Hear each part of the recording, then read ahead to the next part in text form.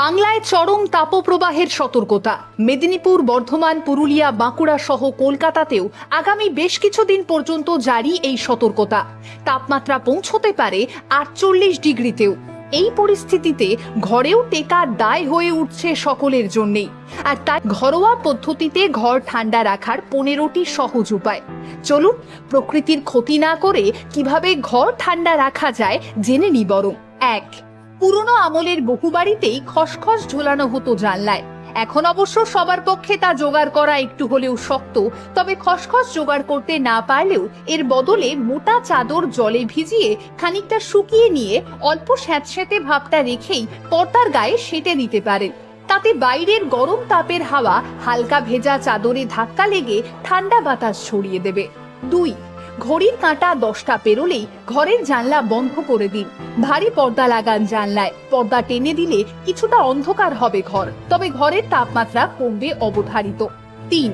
সকালে জল ভরে নিন বড় গামলাতে, আর তাতে ফেলে দিন কিছু বরফ। দুপুর থেকেই রেখে দিন সেটাকে ঘরের মাঝে। ফ্যানের হাওয়া লেগে জলের ঠান্ডা ভাব ছড়িয়ে পড়বে ঘরের মধ্যে। 4.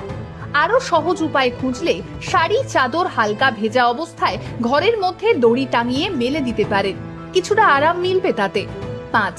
আমরা সবাই জানি দুপুরের পর ছাদের গরম ঘরে নামতে থাকে। এই অবস্থায় যদি বিচুলি পাওয়া যায় তাহলে ছাদে তা ছড়িয়ে দিন এবং বিচুলির ওপর প্লাস্টিক দিয়ে ঢেকে দিন। প্লাস্টিক হলো চমৎকার ইনসুলেটর, যার অর্থ দক্ষতার সাথে তাপ আটকাতে পারা।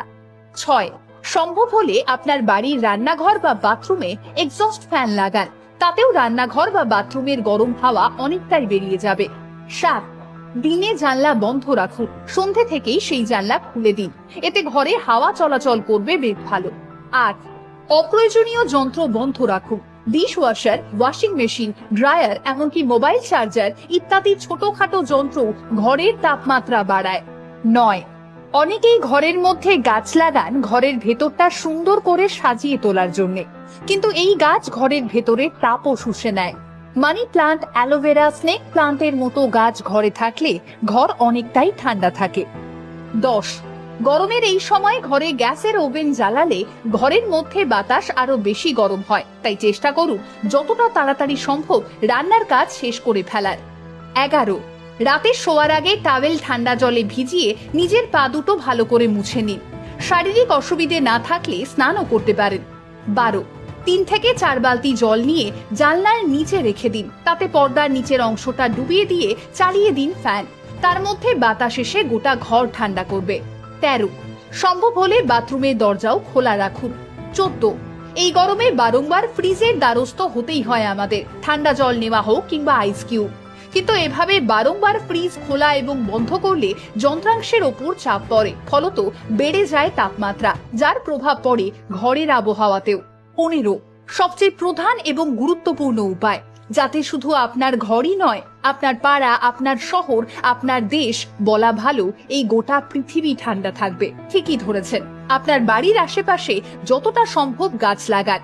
গাছপালা দিন দিন যত কমছে ততই তাপমাত্রা বছর বছর বাড়ছে।